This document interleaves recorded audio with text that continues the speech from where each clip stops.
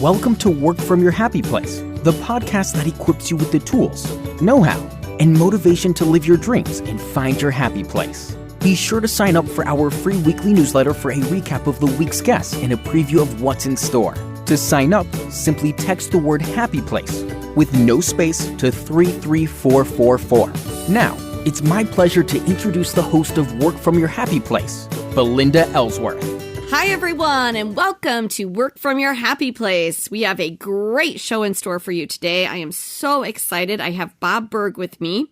Bob is a sought-after speaker at company leadership and sales conferences, sharing the platform with everyone from today's business leaders and broadcast personalities to even a former U.S. president.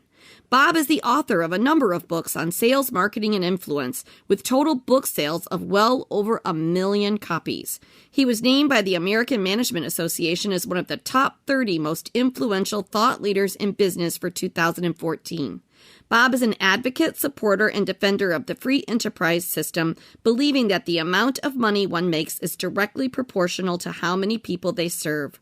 He is also an unapologetic animal fanatic and serves on the board of trustees of Furry Friends Adoption and Clinic in his town of Jupiter, Florida. He's been a great friend of mine for years, and it's my pleasure to welcome Bob Burg. Belinda, it is great to be with you. It always is. I love getting a chance to talk with you. Great. Well, Bob, our guests are in store for a real treat today, I know, and I would just like you to take a moment and tell them a little bit more about yourself, your background, and just sort of fill in the gaps from that great bio. Well, very briefly, I began in broadcasting, first in radio and then in television. I was the late night news guy for a very small ABC affiliate in the Midwest. Was not a very good broadcaster in that. I mean, I could read the news, but I was not a journalist. I really knew nothing about the news. I was 24 years old, didn't really care.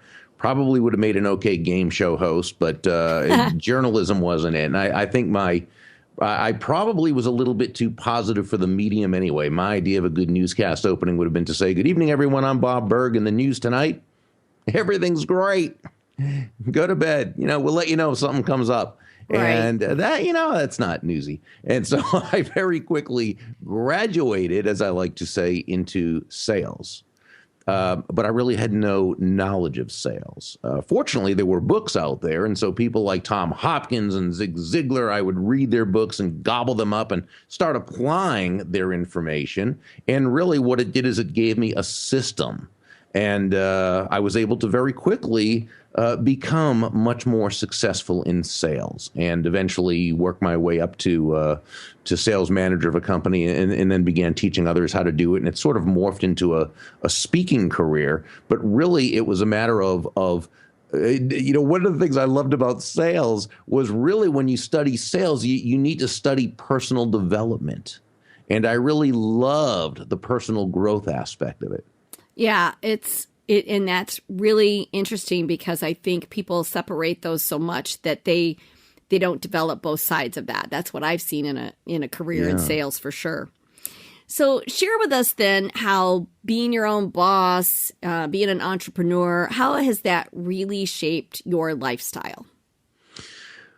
Well, I mean, I think it's given me an opportunity to do something I love, and that's really the important thing. I mean, as human beings, we strive to be happy, right? We do things that we believe have the best chance of making us happy based on how we value happiness and based on the perceived limitations we might believe we have. So having a business where I get to speak on stage and write books and which are things I enjoy. Well, I don't so much enjoy the writing of books. I like having written books. I'm not sure I love the process of it. I do love the speaking, though, even though the travel isn't necessarily a whole lot of fun. But really, I get to do what I love, and that's key for me. And it's something that I like to feel brings value to others as I do it, which is a good feeling to know that what you do affects people in a positive way. And it's allowed me the chance to earn a healthy income. So I think being an entrepreneur, when it's something you really enjoy doing and feeling that it makes a difference, there's really no better way to go through life. It is really, and I've done all this research, and that's part of what the podcast is about, is like working from your happy place. And people that really love what they do there's certain criteria that is in line with that and being happy. And one is that they feel they're making a difference in others' lives. Yeah. Yeah. I think that's a very human thing, because we do want to feel as though we make a difference. I mean, and that's part of the evolutionary process of humanity, by the way. It's something that when you go back to the cave person days, it's what helped us survive as a species. And that is to add to the group, so to speak. Right. And now, certainly we don't have the survival challenges that we had, back then, but it's still hardwired now into our DNA that it's part of us. And we want to feel, yes, we act out of what could be called rational self-interest, but even that self-interest includes doing well for others, because that's something that brings us happiness. It's part of our value system. Absolutely. So what I'd like you to share now is a couple of your greatest skill sets that you believe have helped you in owning your own business. Well, I'd say maybe the first one is the ability to learn from others. I believe a system can be defined as the process of predictably achieving a goal based on a logical and specific set of how-to principles. In other words, the key is predictability. If it's been proven that by doing A, you'll get the desired result of B, then all you need to do is A and continue to do A, and eventually you'll get the desired result of B. Now, whatever it is an entrepreneur wants to do, it's probably already been done, at least the basic aspect. And someone has written a book on it, or they have things out over the internet, or they're doing programs, or what have you. So, when you can tap into what someone else has done and then duplicate that, then you're 9 steps ahead of the game in a 10-step game. So the ability to learn from others has been a strength for me, and also I think I'm very empathetic and tuned in to discovering the needs of my clients, which allows me to serve them more effectively. And that, of course, is good for business. When you think about it, what is sales or what is selling? Selling is, as I define it, which doesn't mean it's the right definition, it's just how I define it, but that selling is simply discovering what the other person wants, needs, or desires and helping them to get it. So when we can have that focus on that other person and be able to listen with empathy and a genuine caring about solving their problem or helping them get that right, then, again, that turns into a strength. My observation, knowing you for the time that I have, and sometimes I don't think others sometimes see our skill sets that we might not even see ourselves, and it just becomes a natural thing for you. But one of the things I admire, and I'm constantly always striving for myself, is that you always get back with people. You follow up. You're extremely great at following up. And I want you just to share that, a little bit about that, your promptness to answer an email, to respond to someone, because there is a huge lack of it in today's society. And I'd just love you to just expand on that a little. Okay. Well, thank you. And I appreciate that. We are all busy, obviously, and it can be tough and difficult to respond timely to people. However, it happens to be a very high value for me. And because it's a high value, and I want to be happy, and part of happiness is the result of living congruently with one's values or one's value system, I make sure to get back with people. I make sure to follow up with people. I make sure to connect with them. But so again, I think because it is a high value of mine, that's why I do it. I can tell you from my perspective, like when you reached out and said, hey, could you help me out with, promoting my new book? I'm super excited.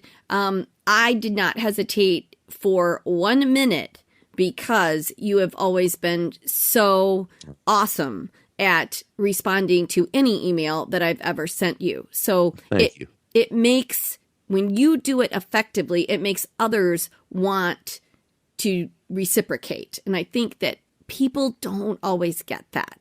And I just think it's a really great skill set to have. And I think it's one that I think more people should focus on adopting, because it isn't just about follow-up, it's about how you make others feel. Well, thank you. That means a lot to me to hear you say that. Great. So why don't you share with us now, it always looks easy from the outside, like, wow, he's lucky, or wow, he's had a great success. But there certainly are obstacles and challenges along the way. And I'd love for you to just share with us maybe what some of those have been for you, or what they currently are, and how you're working through that. Okay, well, life in business is filled with obstacles and filled with challenges, and I think we all face them, and that's part of it. One real weakness of mine is that I'm not technically inclined, which probably surprises people since I've got such a large online presence. Fortunately, it's pretty easy to do once you get all set up, and I have a brilliant business partner, Kathy Tajanel, who is very technically inclined. So she holds my hand and walks me through all that. So I get to do what's easiest for me. But what happened was in the mid to late 90s, as the internet was, which I so brilliantly once said, this internet thing's never going to take off. So that's that's how much of a futurist I am, right? And how much of an early adopter I am. But so I knew the right thing to do was really get myself up to date on technology and start really utilizing it. But at the time, business was really, really good. So I got lazy because I didn't feel the need to change. I also made a big mistake, and this is something we all teach, right? Never allow any one client, no matter how big they are, no matter how much money you're making with them, never allow them to be your basically your biggest or only client so that you're dependent upon them, right? But I did it anyway. And through a whole either comedy of errors or the perfect storm, it ended up that I lost most of my business with that client. And I did not know the technology, and my business was way down. And I went through about 2 years, Belinda, of really struggling and having to build my business back up again from nothing. And so I learned a great lesson. Well, I relearned one lesson. I've learned another lesson. And one of the things it said to me is, Burg, you're not someone who likes change. And by the way, I realize that is in the personal development world, that's very politically incorrect to say. We're supposed to say, oh, we love change. Change is great. Embrace the change. I hate change. And so, but here's the thing. It doesn't matter, because we can hate change, and we all have the right to feel that way, but change is happening anyway. So if we want to be successful, and if we want to increase our chances of living in happiness, we need to be able to embrace change and work within it, even if we don't want to. I couldn't agree more. And I hate change too. I like structure, and I like doing the same thing again and again. And I'm right there with you. And I wasn't as slow to adapt to the internet, possibly. But I said to everyone, this social media thing is going nowhere. Wrong on that, too. Okay, great. So what does working from your happy place mean to you? Well, I love that question, because I believe that, again, as human beings, everyone seeks happiness. We are driven to seek happiness. Happiness to me is a feeling of ongoing joy and peace of mind, the result of living congruently with one's values.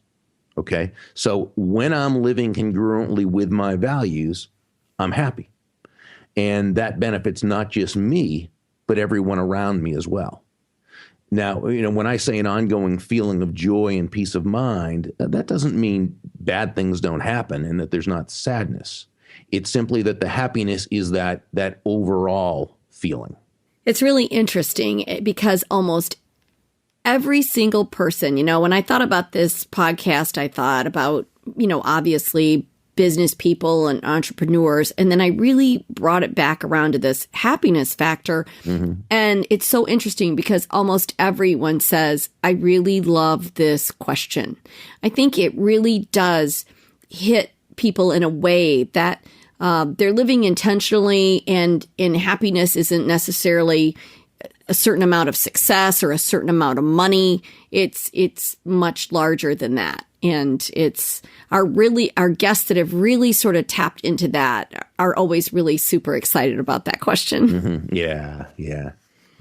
Okay, so what's something you're extremely proud of? I would say that I do my best to think of others. I do my best to make others happy. Now, not in a self-sacrificial way, not one single bit. I'm not a big believer in being self-sacrificial or in being a martyr. Nothing like that. It should always be, based on living within our value system. So I would say doing my best to think of others in a way that looks to add value to the lives of everyone that who I touch. And it's not that I always do that, by the way. I slip up at times, but when I do, I would say that's something that I'm proud of.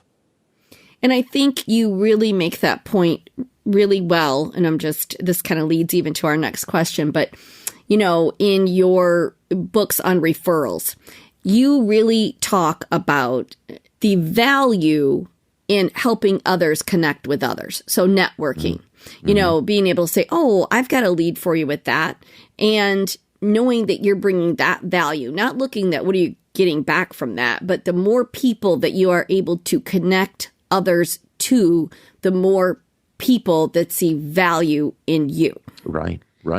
Yeah, I think that's huge.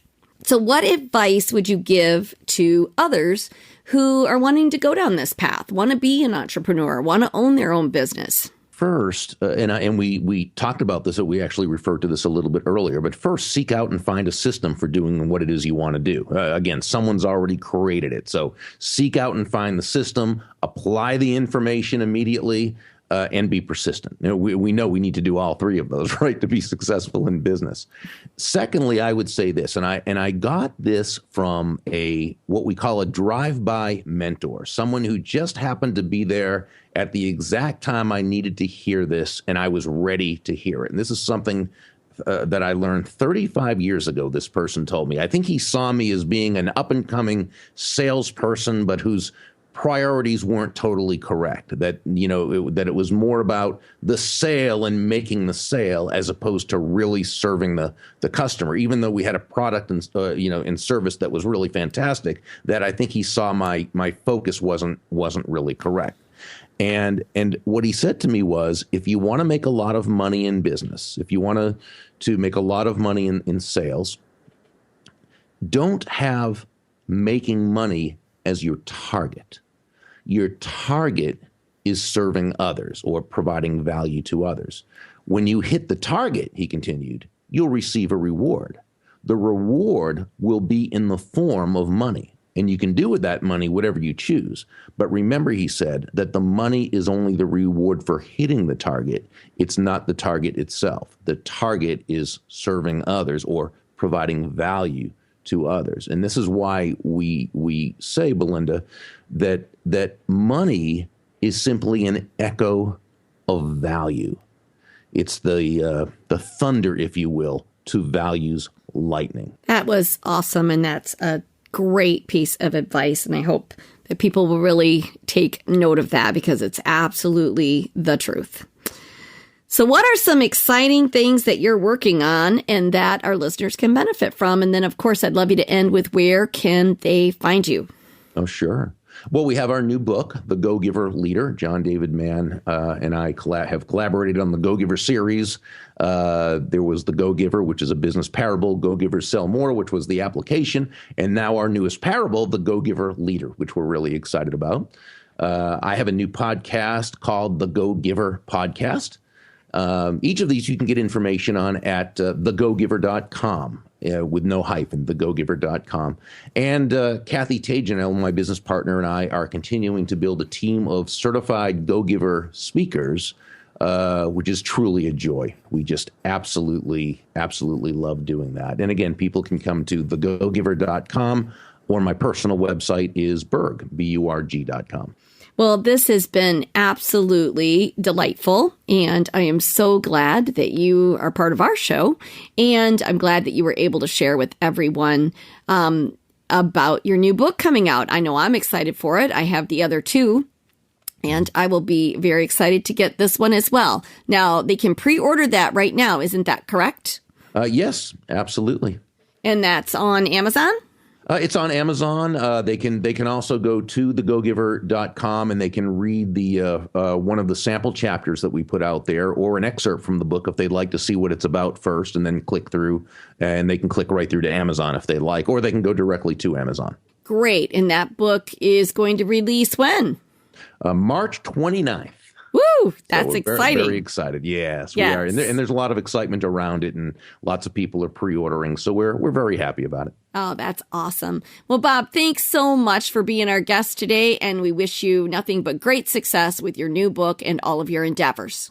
I love what you do, and I love the value you provide to so many of us, my friend. Keep up the great work. Thank you. Thanks for joining us at Work From Your Happy Place. If you like what you hear, please share it with your friends, and be sure to rate and review us on iTunes or Stitcher. For a free gift on finding your own happy place, please visit workfromyourhappyplace.com and click on the free audio button. Thanks again for listening.